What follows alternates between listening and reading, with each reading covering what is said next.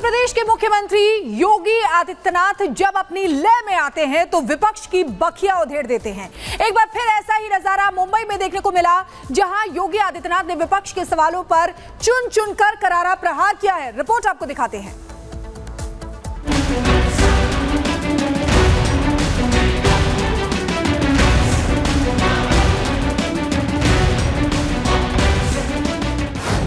मुंबई में जमकर बरसे सीएम योगी। कहते थे रे अयोध्या में कोई फैसला हो गया तो खून की नदियां बहेंगी। अबे हमने कहा फालतू बात करी, मच्छर नहीं मरने वाला है। राहुल के ज्ञान पर योगी का रौद्र रूप। बस चलता तो राहुल गांधी बोल सकते थे, ये भी बोल देंगे क्योंकि बहुत ज्ञानी है। कि उन्होंने इसलिए लिखा क्योंकि उन्होंने राष्ट्रीय स्वयंसेवक संघ की शाखा में बात सीखी होगी, इसलिए बोल दिया। विपक्षी कुनबे को बाबा ने धोया। ऐसे ही भारत को नकारने वाले लोग भारत की सभ्यता को, भारत की संस्कृति को, भारत की भाषा को, भारत की परंपरा को, भारत की मातृशक्ति को, भारत से जुड़ी हुई हर चीज को नकारने का प्रयास करते हैं। दंगाइयों को दिया अल्टीमेटम। दंगा फसाद कैसे कंट्रोल किया जाता है हम लोग जानते हैं, उसकी केमिस्ट्री को जानते हैं। शनिवार को मुंबई में उत्तर प्रदेश के मुख्यमंत्री योगी आदित्यनाथ फुल फॉर्म में थे। वर्ल्ड हिंदू इकोनॉमिक फोरम में पहुंचे सीएम योगी ने राहुल गांधी से लेकर विरोधी खेमा और दंगाइयों से लेकर आतंकी हर किसी को आईना दिखाया। ये लोग नहीं चाहते थे कि अयोध्या में राम मंदिर के से संबंधित विवाद का समाधान हो, और चूंकि मैं तो उत्तर प्रदेश में हूं, कहते थे, डराते थे, कहते थे अरे अयोध्या में कोई फैसला हो गया तो खून की नदियां बहेंगे। अबे हमने कहा फालतू बात करी, मच्छर नहीं मरने वाला है। दंगे फसाद की बात करते हो।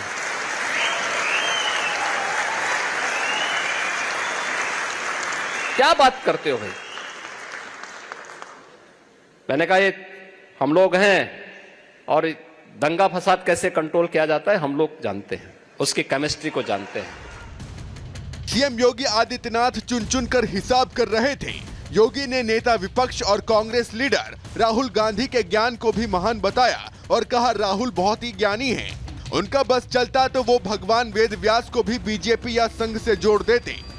भगवान वेद व्यास वे किसी पार्टी से तो नहीं जुड़े थे, ऐसा भी नहीं कि वो राष्ट्रीय स्वयंसेवक संघ से या भाजपा से जुड़े रहे होंगे। बस चलता तो राहुल गांधी बोल सकते थे, ये भी बोल देंगे क्योंकि बहुत ज्ञानी है,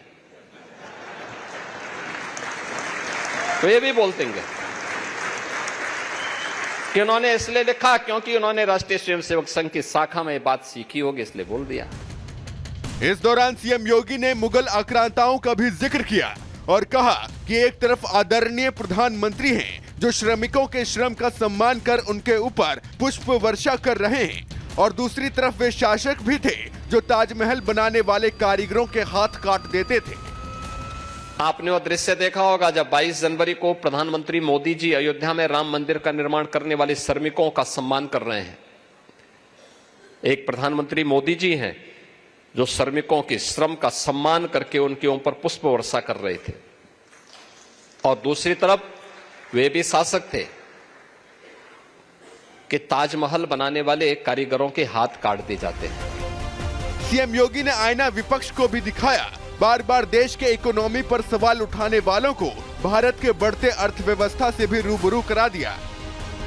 और 2017 में जब मैं आया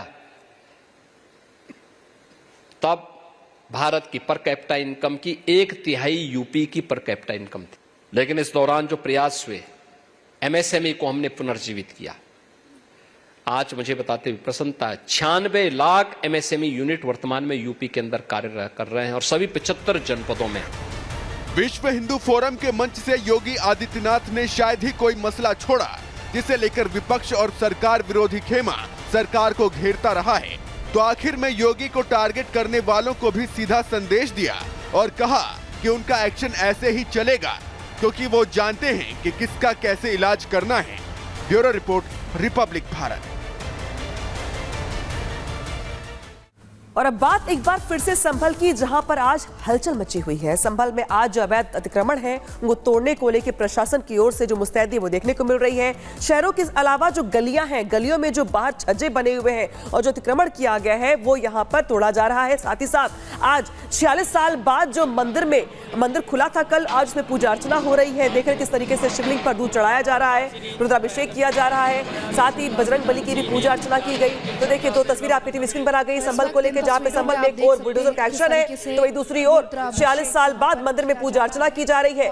आज सुबह से ही जो श्रद्धालु है उनकी कतार लगी हुई है, जो स्थानीय लोग हैं वो वहां पहुंच रहे हैं। 46 साल के बाद भोलेनाथ कल प्रकट हुए, लिहाजा आज साफ सफाई के बाद पूजा अर्चना शुरू की गई है, रुद्राभिषेक किया जा रहा है। इस वक्त पूजा पाठ इस मंदिर में चल रहा है और सीधे हमारे सहयोगी दो जुड़ गए हैं। जतिन हमारे साथ जुड़े हुए हैं संभल से, और वहीं संभल से ही काजल भी हमारे साथ जुड़ी हुई है, क्योंकि देखिए आज बुलडोजर एक्शन भी किया जा रहा है अतिक्रमण के खिलाफ, और वहीं मंदिर भी खुल गया है। काजल आपके पास आएंगे, क्योंकि कल आप देख भी रहे थे और आज भी लगातार बुलडोजर एक्शन जारी है।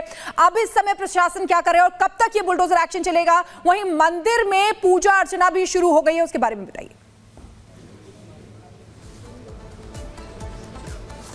जी बिल्कुल, आपको बता दें कि यहाँ पर मंदिर में सुबह से ही पूजा अर्चना की शुरुआत हुई थी और 12 बजे का वो टाइम।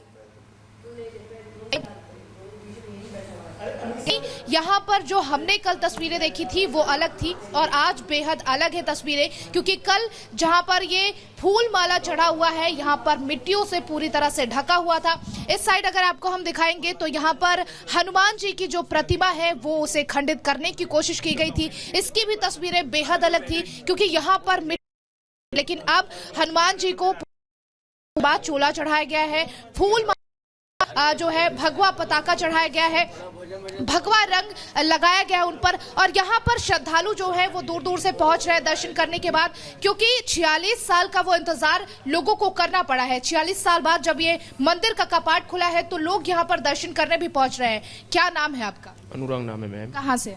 मैं संभल से ही, कुमोलाकुप से। 46 साल बाद जब इस मंदिर का दरवाजा खुला है, किस तरह की अनुभूति है आप लोग? मैम जज्बा है दिल में, बहुत अच्छा लग रहा है, अपना आपको प्राउड फील में हो रहा है, ये बहुत ही अच्छा लग रहा है हमें। बस इन बातों को जहाँ से हम बयां कर ही नहीं सकते, जो हमारे दिल में है, जो भी कुछ कहे सब कमी है। बस बहुत अच्छा महसूस हो रहा है हमें, बहुत ही अच्छा लग रहा है। लेकिन इससे पहले आने का इस मंदिर में मौका क्यों नहीं मिला आप लोगों को? जानकारी नहीं थी। 46 ईयर्स, 46 साल बाद ये मंदिर खुला है। मेरे ख्याल से 80% लोगों को तो मालूम ही नहीं होगा। जो पुराने लोग होंगे उन्हें मालूम होगा, जो हमारी जैसी न्यू जनरेशन है हमें तो मालूम ही नहीं था। अच्छा, आप लोग जब इधर कभी आते थे तो किसी ने कभी बताया हो आप लोगों को कि यहाँ पे मंदिर भी है? नहीं, बाहर जो एक मंदिर है हम तो उसके लिए ही जानते थे, बाकी हमें इस चीज़ की कुछ भी नॉलेज नहीं थी। क्या नाम है आप? नमन। कहाँ से? संभल से। संभल से यहाँ मंदिर के आसपास रहते हैं या कहीं और? थोड़ी दूर रहते हैं यहाँ पर। हाँ जी। लेकिन ये मंदिर का जो दरवाजा है वो 46 साल बाद खुला है, क्या वजह रही कि इससे पहले आप लोग यहाँ तक नहीं पहुँच पाए? इस मंदिर की कोई भी हमारे पास जानकारी नहीं थी। लगभग 50 साल पहले यहाँ से जितने भी हिंदू लोग थे वो सब दूसरी जगह शिफ्ट हो गए।